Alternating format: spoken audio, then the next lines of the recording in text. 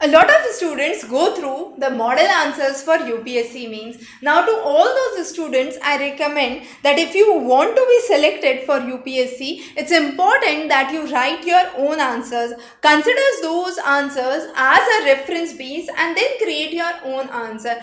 If you are copy pasting the answer, just memorizing, learning those by heart and then putting them as it is in your exam, then obviously you are not able to secure well and qualify your exam with good margin. The only reason I say so is it's your uniqueness, your own writing style that pays you. When you are writing by yourself, you are including contemporary issues, you are including recent statistics, you are creating a difference in the answer, and that's what is making your answer different from all other answers. So make sure you don't copy paste, but you have your own innovative, unique, creative writing style.